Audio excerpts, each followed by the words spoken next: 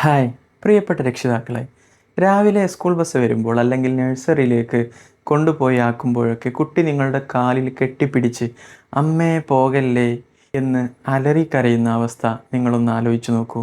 ആ നിമിഷം ഒരു രക്ഷിതാവ് എന്ന നിലയിൽ നിങ്ങളുടെ ഉള്ളൊന്ന് പിടയുമല്ലേ?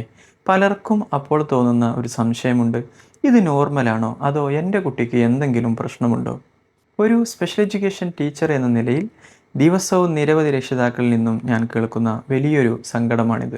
അതുകൊണ്ട് തന്നെ ഇന്ന് ഞാൻ നിങ്ങളുടെ മുന്നിൽ വന്നിട്ടുള്ളത് 2 മുതൽ 5 വയസ്സ് വരെയുള്ള കുട്ടികളിലെ സെപ്പറേഷൻ ആൻസൈറ്റി, അതായത് അമ്മയെ വേർപിരിയുമ്പോഴുള്ള ഉത്കണ്ഠ എങ്ങനെ കൃത്യമായി മനസ്സിലാക്കാമെന്നും അവരെ വഴക്ക് പറയാതെയും നിർബന്ധിക്കാതെയും വളരെ സ്നേഹത്തോടെ അത് എങ്ങനെ മാറ്റിയെടുക്കാം എന്നതിനെക്കുറിച്ചുള്ള ഒരു 5 സ്റ്റെപ്പ് പ്രാക്ടിക്കൽ പ്ലാനുമായിട്ടാണ് ഞാൻ സയ്യിദ് മുഹമ്മദ് മുബഷീർ, സ്പെഷ്യൽ എഡ്യൂക്കേഷൻ ടീച്ചറായി ദുബായിൽ വർക്ക് ചെയ്യുന്നു.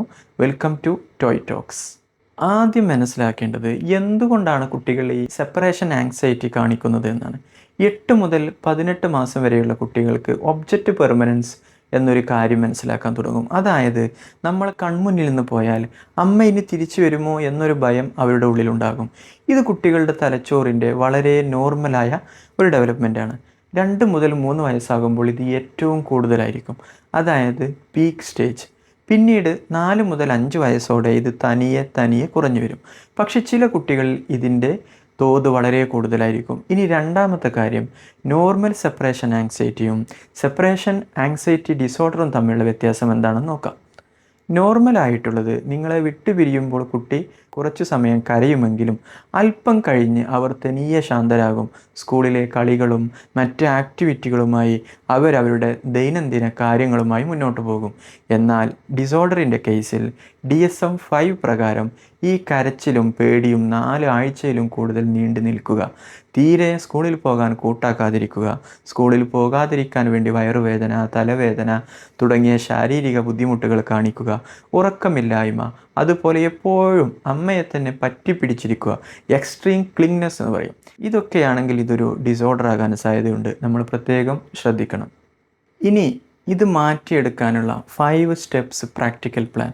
സ്റ്റെപ്പ് നമ്പർ 1, പോസിറ്റീവായി സംസാരിക്കുക. കുട്ടിയോട് സ്കൂളിനെ കുറിച്ച് വളരെ എക്സൈറ്റഡായി സംസാരിക്കുക.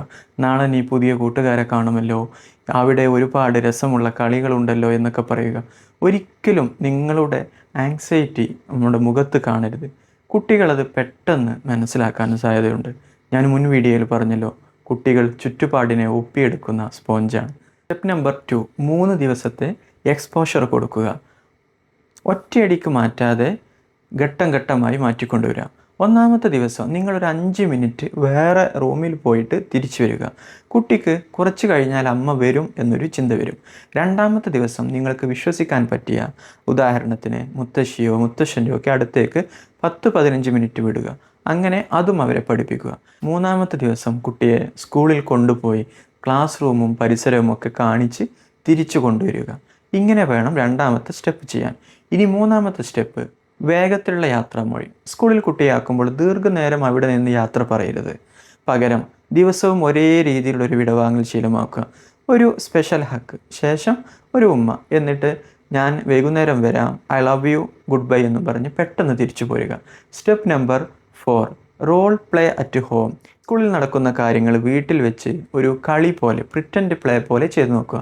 ദാ ബസ് വന്നോ, നീ ടീച്ചറോട് ഹലോ പറയൂ എന്ന് പറഞ്ഞ് പ്രാക്ടീസ് ചെയ്യുക. ഇത് അവരുടെ ആത്മവിശ്വാസം കൂട്ടും. Step number 5, praise and repair, അതായത് അഭിനന്ദിക്കുക. സ്കൂൾ വിട്ട് കുട്ടി തിരിച്ചു വന്നാൽ നീ സ്കൂളിൽ പോയി ഭയങ്കര ധീരനായി വന്നു, അല്ലെങ്കിൽ നീ പൊളിയാണ് എന്നൊക്കെ പറയുക. നിന്നെ ഓർത്ത് അമ്മക്ക് ഒരുപാട് അഭിമാനമുണ്ടെന്ന് പറയുക. ആ ഒരു ദിവസം കുറച്ചധികം ക്വാളിറ്റി ടൈം കുട്ടികൾക്ക് നൽകുകയും ചെയ്യുക. ഇനി നിങ്ങളുടെ കുട്ടിക്ക് സെപ്പറേഷൻ ആങ്സൈറ്റിക്കൊപ്പം കണ്ണിൽ നോക്കാതിരിക്കുക, സംസാരിക്കാൻ കാലതാമസം ഉണ്ടാവുക, അതുപോലെ എന്തെങ്കിലും തടസ്സങ്ങളോ ബുദ്ധിമുട്ടുകളോ ഉണ്ടെങ്കിൽ അത് ഓട്ടിസം സ്പെക്ട്രത്തിൻ്റെ ഒരു ഏർലി സൈൻ ആകാൻ ചിലപ്പോൾ സാധ്യതയുണ്ട്. സ്ഥിരമായി വാശി പിടിച്ച് കരയുക, ശബ്ദത്തോടും വെളിച്ചത്തോടുമുള്ള അമിതമായിട്ടുള്ള പ്രതികരണം, ഇതൊക്കെ ഉണ്ടെങ്കിലും ഒരു ഡോക്ടറെ കാണിക്കേണ്ടതാണ്. ഏർലി ഇൻ്റർവെൻഷൻ ഇതിൽ വളരെ പ്രധാനമുള്ളതാണ്. ഇനി നമുക്ക് വീട്ടിൽ തന്നെ ചെയ്യാൻ പറ്റുന്ന ചില സ്കൂൾ റെഡിനെസ് ആക്ടിവിറ്റികൾ എന്തൊക്കെയാണെന്ന് നോക്കാം. ഒന്നാമതായി, കുട്ടിയെ തനിയെ കളിക്കാൻ, ഇൻഡിപെൻഡൻറ്റ് പ്ലേക്ക് അനുവദിക്കുക. രണ്ടാമതായി സ്വയം ഡ്രസ്സ് ചെയ്യാനും ബാഗ് പാക്ക് ചെയ്യാനുമുള്ള ചെറിയ ചെറിയ റുട്ടീനുകൾ ക്രിയേറ്റ് ചെയ്യുക. മൂന്നാമതായി സ്കൂളുമായി ബന്ധപ്പെട്ട ചെറിയ കഥാപുസ്തകങ്ങൾ, സോഷ്യൽ സ്റ്റോറീസൊക്കെ വായിച്ചു കൊടുക്കുക. നിങ്ങൾക്ക് തികച്ചും സൗജന്യമായി, അതായത് ടോയ് ടോക്സിൻ്റെ പ്രേക്ഷകർക്ക് തികച്ചും സൗജന്യമായി ഇത്തരത്തിലുള്ള സെപ്പറേഷൻ ആങ്സൈറ്റി ട്രാക്കർ, അതേപോലെ സ്കൂൾ റെഡിനെസ് പ്രോഗ്രാമുകൾ അടങ്ങിയ ഒരു PDF വൈകാതെ നമ്മുടെ വാട്സപ്പ് ചാനലിൽ ആഡ് ചെയ്യുന്നതായിരിക്കും. നമ്മുടെ അടുത്ത വീഡിയോ വളരെ പ്രധാനപ്പെട്ട ഒന്നാണ്. കുട്ടികൾ കടിക്കുന്നതും അടിക്കുന്നതും എങ്ങനെ മാറ്റിയെടുക്കാം എന്നുള്ളതാണ്. അതുകൊണ്ട് തന്നെ എല്ലാവരും സബ്സ്ക്രൈബ് ചെയ്ത് മറക്കാതെ ബെൽ ഐക്കൺ എനേബിൾ ചെയ്ത് വെക്കുക. ഉപകാരപ്രദമായ മറ്റൊരു വീഡിയോയുമായി നമുക്ക് വീണ്ടും കാണാം. Happy parenting.